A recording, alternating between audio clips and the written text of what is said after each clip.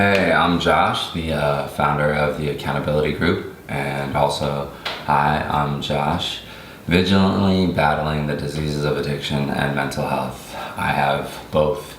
I have what's known as co-occurring disorders, so one hand kind of washes the other, so I have to keep an eye both on my mental health and also any sort of insidious thoughts that may come in, because my use caused chaos and destruction, and those thoughts become insidious, and my spiritual malady is cunning, baffling, and powerful.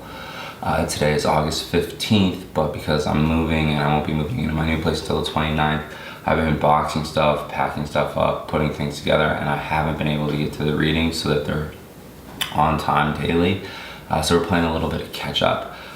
Even though today's the 15th, today's readings will all be August 8th, and I'll slowly be moving forward. That way we can all be caught up, and things will keep rolling. If you need to keep in touch with us on a regular day basis, our handle on Twitter is tag Building Hope, TAG Building Hope. You'll be able to find us there. I'm the only one that manages the Twitter account and the YouTube account, because I'm the one that's like live this life. Unfortunately, I wouldn't wish it upon my worst enemy. But that being said, these two mediums are my personal way of interacting with people. So it's a good place where there's millions of us who can share our experience, strength, and hope, and newcomers can pick up advice, and people with time under their belt can share and also learn new things each day, because I learn new things from newcomers all the time. And it also reminds me that I never want to go back to waking up to the fluorescent lighting of a hospital, wondering why I'm connected to all these tubes and what's going on. I don't want to, I definitely don't want to be that guy. Anyway, so their next reading is Touchstones for August 8th, and let's jump right in. Touchstones, August 8th.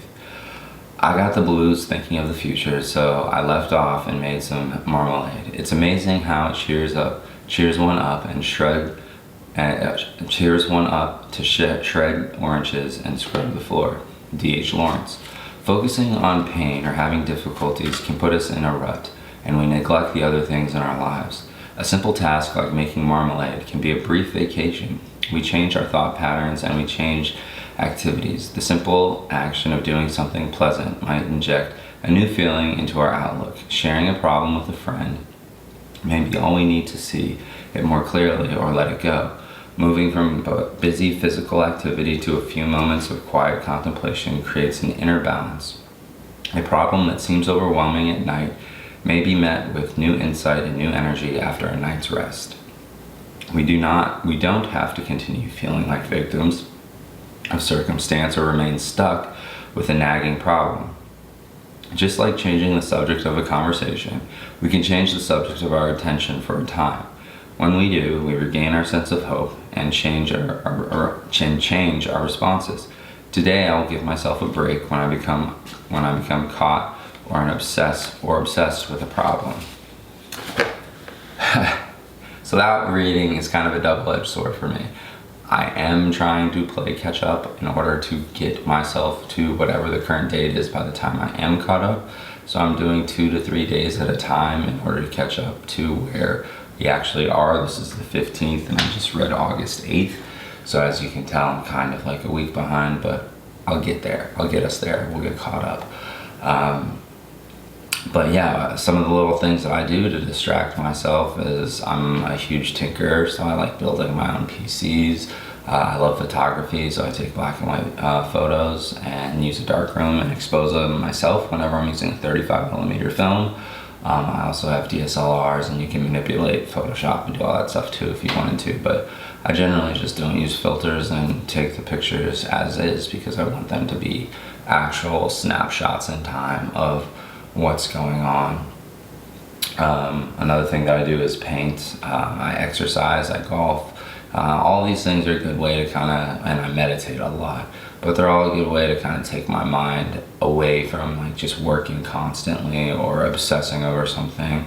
And that's kind of what used to happen with cravings, is that I'd obsess over cravings, or I'd obsess over negative self-talk and self-loathing. So in order to pull myself out of that, I had to talk to my sponsor or my grant sponsor, go to meetings, share, listen, participate in service, do things of that nature to get out of my own head, because I'm with myself 24/7 all the time. I'm in my head all the time. And I always tell my friends, yo, if you were in my head but still had your own consciousness, but you were experiencing my life kind of like Inception, you would run for the hills. It is a scary place to be sometimes, because just wild thoughts occur. That being said, it's nothing dangerous or self-harm or anything like that, and I hope for you that it's not self-harm. And if you do feel like that, there's SAMHSA that has a hotline. You can look them up online. There's a lot of great ways that there's prevention and intervention methodologies. The accountability group is actually in our prototype building some of that stuff to help with prevention and intervention in order to help individuals like myself who suffer from co-occurring diseases like the disease of substance abuse or addiction and mental health disorders. So it was just a funny read that you need to take a break. Meanwhile, I'm going to try to get through 2 or 3 days worth of readings in order to get caught up, because I'm going to be moving and all of this stuff will look different. And then if you need to engage with me outside of YouTube in the comment section, which I would really love everyone to use the comment section so we can start building an accountable community and network and group. You can reach out to me on Twitter, tag Building Hope, TAG, Building Hope, and you'll be able to find a bunch of people with hashtag recoveryposse and hashtag odaat, which stands for one day at a time. There's a huge community out there. There's millions of us who are either open about our addiction and attend meetings, and there's millions more that are struggling in silence and need help. And that's part of why I try and be so open and honest about my addiction. Now, I don't wave a flag, hey, I'm an addict who suffers from clinical depression and major depressive disorder and social anxiety disorder. I don't run around like that, but I also realize there's stigmatization in our country about individuals who suffer from those types of problems, and I'm glad that it's put in, the American Medical Association, DSM-5 as well, that that we are a protected class. This is a disease, and we're not bad people trying to be good. We're sick people trying to get well. So that's kind of like my strength and hope that I've gained through working the program. I don't really go through my experience log too much because, let's just say, a lot of bad stuff happened, and of the 3 jails, institutions, and death, I've done 2. I wouldn't be able to make this video if I had done the 3rd, and I'm really hoping that I continue to make these videos for a very long time. So with that, I would say please subscribe to our channel, like our videos, but most importantly, again, utilize the comments section. Just use it. Ask any questions you want if you're a newcomer. I'm sure there'll be other people that will respond.